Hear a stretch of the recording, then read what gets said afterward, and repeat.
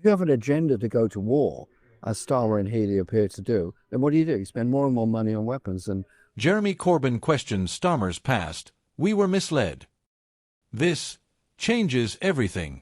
While most of the country was glued to headlines about the economy, immigration, and the latest Tory blunders, something far more explosive was quietly unfolding behind the scenes. Jeremy Corbyn, yes, that Jeremy Corbyn has just broken his silence in a way that's rattled the Labour Party to its core. And the person he's calling out? None other than the man who replaced him, current Prime Minister Keir Starmer. This isn't a simple disagreement over policy or direction. This is personal. Corbyn says he was misled. And he's not the only one starting to ask tough questions. So, what's really going on here? In a recent interview that's already making the rounds online, former Labour leader Jeremy Corbyn openly questioned the integrity, authenticity, and true intentions of his successor, Keir Starmer.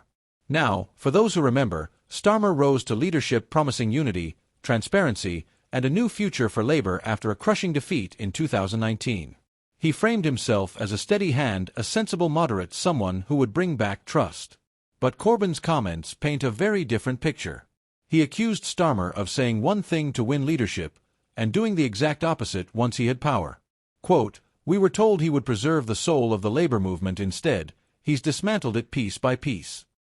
And Corbyn didn't stop there. He spoke of promises made and broken, of a party leadership that has drifted away from its core values, and perhaps most explosively, he suggested that Starmer deliberately misrepresented himself in order to secure votes from the party's left wing.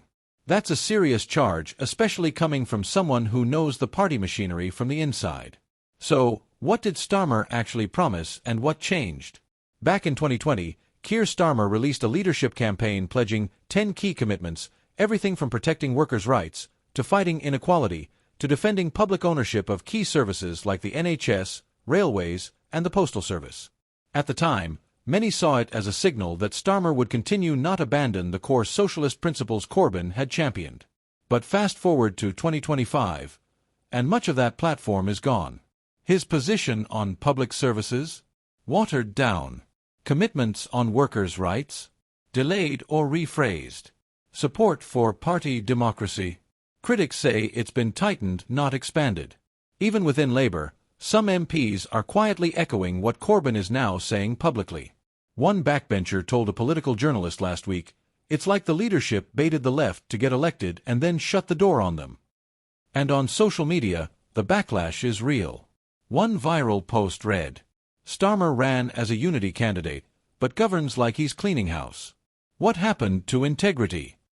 Another said, "Corbyn warned us." And honestly, he might have a point. There are two theories. One, with Labour in government and Starmer under growing pressure over the economy, immigration, and foreign policy, internal critics see an opportunity to push back. Two, Corbyn, long isolated from the party he once led, might be laying the groundwork for something bigger. A movement, a campaign, or a message to those who feel politically homeless under Starmer's Labour. Some are even whispering about a possible independent challenge in the next election.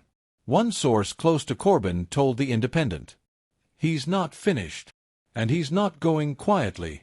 Let's be clear, none of this is illegal. No smoking gun.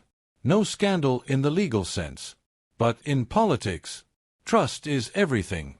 And if your former leader, someone who sat next to you in cabinet, who helped you rise to power, is now going on record saying, 'We were misled,' that's a big problem." It raises a haunting question. If Keir Starmer could change course so dramatically once in power, what else might change next? Right now, Labour is still riding high in the polls. The Tories are in disarray. Reform UK is surging in some areas, yes, but the mainstream is still holding. But history tells us fractured parties don't win long. And if this internal divide deepens, if Starmer keeps losing the trust of the very people who put him there, 2026 could look very different. Corbyn's intervention might not sink the ship, but it just might be the start of a civil war within Labour. So now, we ask you, the viewers, was this just politics as usual, or did something deeper happen here? Is Jeremy Corbyn just bitter, or is he sounding the alarm before it's too late? And if this is just the beginning, how much deeper does it go? Let us know what you think in the comments. Subscribe for more updates because trust us, this story is far from over.